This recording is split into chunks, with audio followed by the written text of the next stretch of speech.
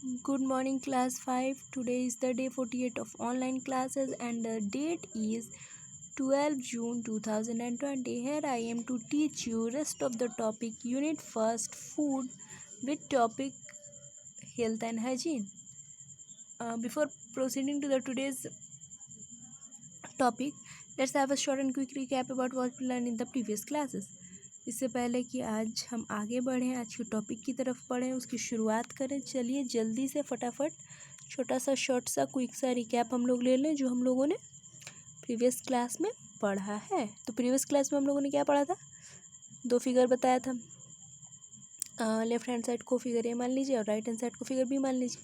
अब बता रहा आपको चॉइस दे रहा था कि कहाँ आप प्रेफर करेंगे, किस जगह पे आप रहना पसंद करेंगे, किस जगह पे आप जाना पसंद करेंगे। तो सिंपल सी बात है, राइट हैंड साइड वाला जो फिगर है उसमें इसलिए क्योंकि लेफ्ट हैंड साइड वाला जो फिगर है उसमें बड़ा गंदगी सा अनऑर्गेनाइज्ड अनहाइजेनिक सा शो हो रहा है, और सेकंड वाला जो फिगर है फिगर बी साफ़ सुथरा हरियाली, ठीक है, चिड़ियों की तितलियों की चहल पहल, खूबसूरत सा शांत सा साफ़ सुथरा स्वच्छ, बड़ा पावन सा लग रहा है, ठीक है ना। चलिए, तो यहाँ पे बता रहा है कि अच्छी और हेल्दी लाइफ जीने के लिए हम लोगों को क्या करना चाहिए।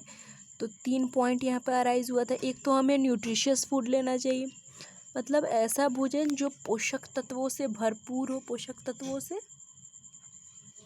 भरा हुआ हो। उसके बाद है कि भोजन लेने के बाद एक्टिव भी रहना है, ठीक है। फिर अपने आसपास के का जो इलाका है, जगह है, प्लेस है, सराउंडिंग है, उसको क्लीन रखना है, ठीक है। अब बता रहा है कि आवर फूड, हमारा भोजन। तो हम लोगों ने पढ़ा था कि जो भोजन हम दिन प्रतिदिन खाते हैं वही हमारा दैनिक आहार बना देता है, वही हमारा दैनिक आहार कहलाता है। हमारा जो भोजन होता है उसमें बहुत सारे न्यूट्रिएंट्स होते हैं, बहुत सारे पोषक तत्व होते हैं। उनका नाम कुछ ऐसे है: कार्बोहाइड्रेट्स, प्रोटीन्स, फैट्स, वाइटामिन्स और मिनरल्स। हम बता रहा है कि हर भोजन में अलग अलग डिस्ट्रीब्यूशन होता है, अलग अलग अमाउंट होता है, अलग अलग क्वांटिटी होता है इन सारे पोषक तत्वों का, ठीक है। Nutrients varies from food to food. अब बता रहा है कि जो अमाउंट है न्यूट्रिएंट्स का वो भोजन दर भोजन क्या होता है, वेरी करता है। अब बता रहा था कि इन सारे पोषक तत्वों के अलावा हम पानी और रेफ्रिजरेंट्स जो है वो भी क्या करते हैं, अपने डेली डाइट में ऐड करते हैं। अब आज के टॉपिक की तरफ हम लोग बढ़ चलते हैं। आज का टॉपिक क्या है? How much do you need to eat. आपको कितना खाना खाने की आवश्यकता है, ज़रूरत है।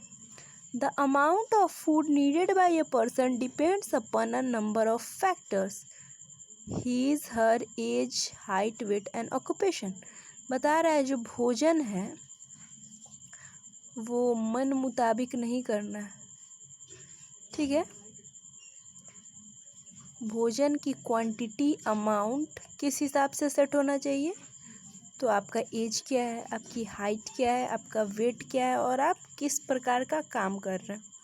अब ये सब सुन के आपको बड़ा अजीब लगेगा कि भोजन जो हम ग्रहण कर रहे हैं, जो खा रहे हैं, इनटेक कर रहे हैं, ईट कर रहे हैं, अब उससे क्या लेना देना है हमारे एज का, हमारे हाइट का, हमारे वेट का, हमारे ऑक्यूपेशन का। तो बहुत गहरा संबंध है, और वो गहरा संबंध इसलिए है, इसको छोटे से एग्जांपल से समझिए। एक छोटा सा न्यूबॉर्न बेबी जो होता है, ठीक है,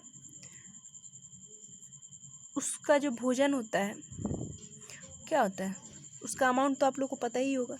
मेरे और आपके इतना तो हो नहीं सकता है, सिंपल सी बात है। ये बहुत कॉमन, इस चीज़ को हम लोग देख चुके हैं कॉमनली, हमारे आसपास हम लोग इस चीज़ को एक्सपीरियंस कर चुके हैं कि जो छोटा बच्चा होता है उसका जो उसकी जो खुराक होती है, उसका जो भोजन होता है, भोजन का अमाउंट जो होता है वो बहुत कम होता है।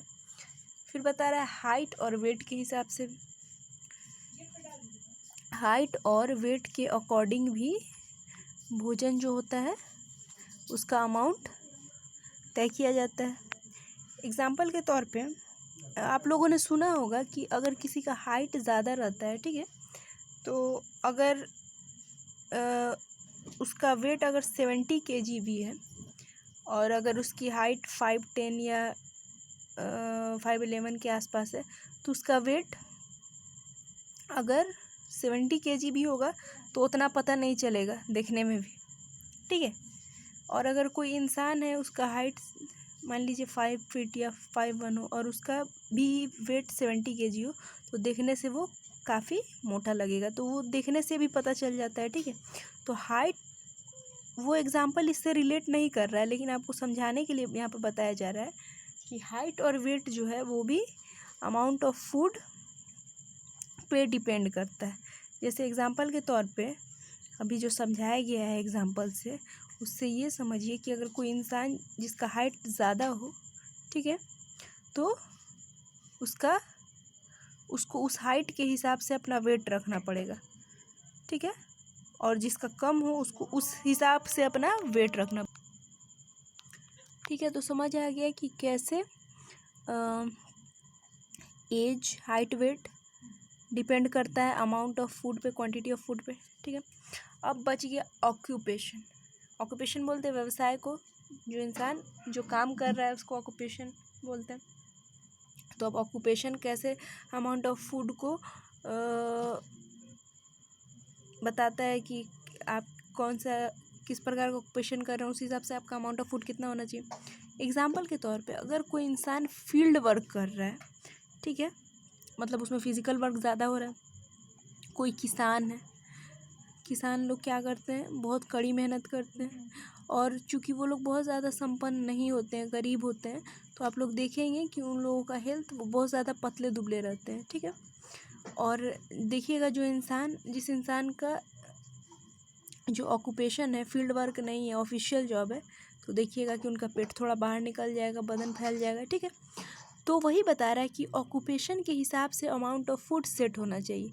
जिनका फिजिकल वर्क ज़्यादा है, एग्जाम्पल के तौर पे कोई इंसान फील्ड वर्क कर रहा है, किसान हो गए, फार्मर्स, पीजेंट, ये इन लोगों का जो काम है वो क्या है, बहुत ज़्यादा फिजिकल वर्क है, टफ है थोड़ा, तो इन लोगों का अमाउंट ऑफ फूड जो है वो ज़्यादा होना चाहिए। और जो इंसान ऑफिस में बैठ के काम कर रहा है, ऑफिशियल वर्क कर रहा है, उसका जो अमाउंट ऑफ फूड है वो उसी हिसाब से होना चाहिए, थोड़ा सा कम होना चाहिए उनके कंपैरिजन में, ठीक है। तो हम लोगों को यहाँ पे आज क्या समझ आया है कि जो भोजन हम खाते हैं दैनिक आहार कहलाता है। Carbohydrate, fats, protein, vitamins, minerals, water roughages होते हैं, और हाइट, वेट, ऑक्यूपेशन, एज के हिसाब से हमें भोजन अपना तय करना चाहिए। So students, that's it for today. Tomorrow I will be back to teach you rest of the topic. Till then stay home, stay safe, that's all. Thank you.